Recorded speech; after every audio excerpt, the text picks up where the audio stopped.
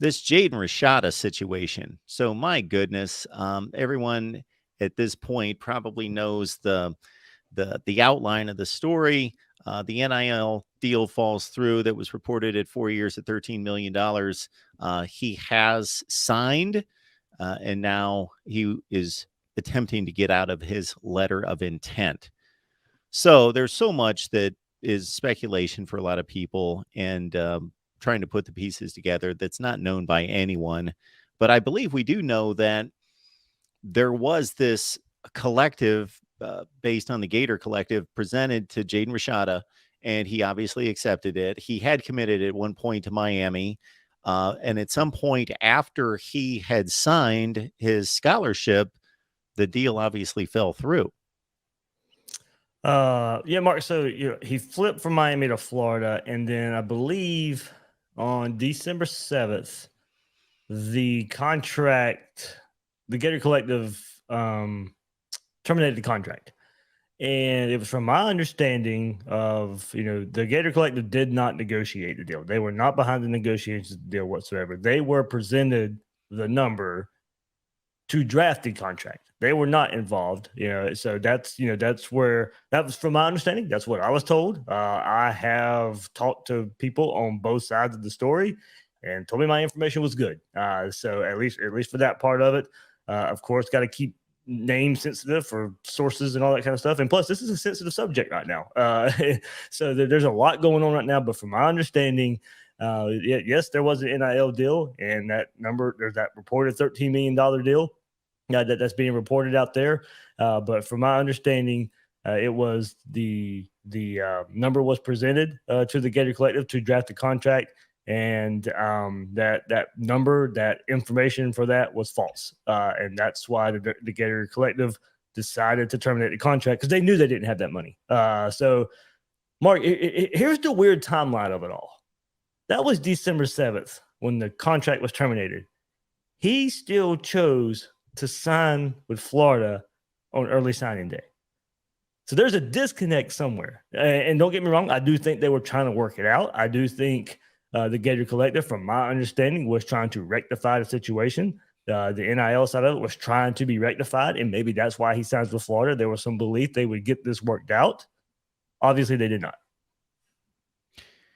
So the bottom line for a lot of people out there, college football fans and otherwise, is just going to simply be, this is a bad look for Florida. This is the first that we've heard of this kind of situation where the NIL deal, at least at this much of a publicized situation, because now that this has happened, I have heard a lot of columnists, a lot of writers out there comment that there are NIL deals out there that have fallen through all over the place. This is just the one that's hit everybody's attention because of the amount of money and because of the talent involved. We're talking a top 2 or 3 quarterback in the nation. That's the reason we've heard about this. Right. Don't get me wrong. It is a polarizing story. And it is Florida in itself. Look, there's a reason there's a moniker for Gators Breakdown. There's never a dull moment in Gator Nation. I mean, Florida football is polarizing. And little did I know what I was getting myself into when I came up with that motto for the podcast. And of course, a story like this. But to continue that, Mark, I mean, this is there's a lot of PR with this for Florida. And how do you handle this? Don't get me wrong, the university's not going to really. I'm not really sure how much they can really come out and say about the whole situation. If the Gator Collective wants to come out and say some things, but look, there's lawyers involved, there's agents involved. They're still working. This thing's still being worked on. Is not as far as Jaden Rashada going to Florida, but just the legal side of what took place. Of course, I mean, there was a contract in place. The contract was terminated. What were the details of that contract that has to still be worked on so both parties can move on? So I think that's still what's kind of being worked on in this. But for the PR part of it for Florida, Billy Napier's got to deal with this, but he's not involved in this whatsoever as far as negotiating the money, negotiating the NIL deal. That was all third party stuff, and that was the warning a lot of us gave when the NCAA passed this NIL thing a couple of years ago. Like, we knew something like this was going to happen, and unfortunately for Florida, they're getting the headlines in this. But Mark, you're right. This is not the first deal to fall through. It won't be the last deal to fall through, and this is the ugly side of NIL that everybody was kind of warning about when the NCAA passed it a couple years ago. So what you're doing is obviously you're separating the actual NIL collective and deal with what role, when everything's done above board, that the university has to play in any of these situations, and the head coach, which is next to nothing besides just presenting, hey, we have these opportunities for you. And Mark, let's be honest. I mean, NIL, it's pay for play. We knew that's what it was going to be when it was announced.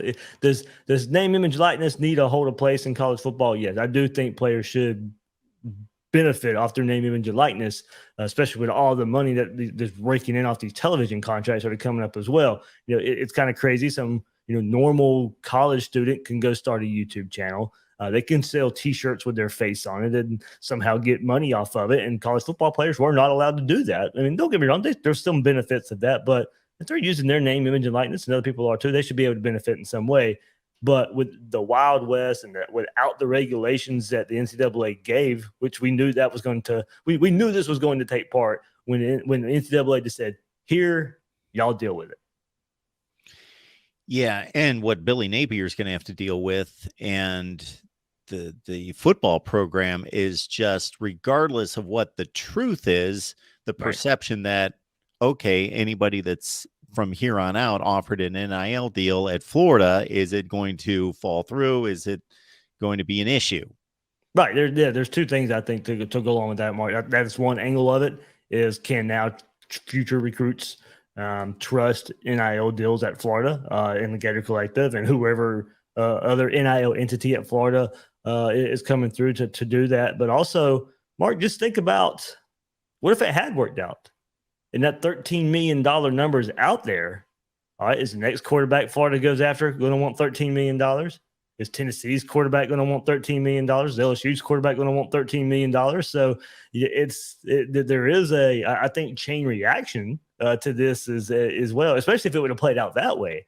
But I do think, this opened up a lot of eyes around the country in how to deal with NIL, make sure the communication is all on the same, the same wavelength. Everybody's on the same page moving forward, so their programs don't run into this. You can shed some light on this possibly, because I have heard that the university, well, not the again, we want to separate the university from the collective, that the collective kind of bid against itself, that, the whole, I think this coming from more the Miami contingent, that, he wanted to come here. He was a Miami guy. Obviously, Florida swayed him with more money and a better deal, but it fell through. And Mark, before we move on from that part, even when he committed to Miami, we heard he really wanted to be at Florida, and the first Miami choice was because of NIL. So, like I said, it is according to what angle you're coming from. Of course, I'm coming from a Gator angle, and that's part of it too.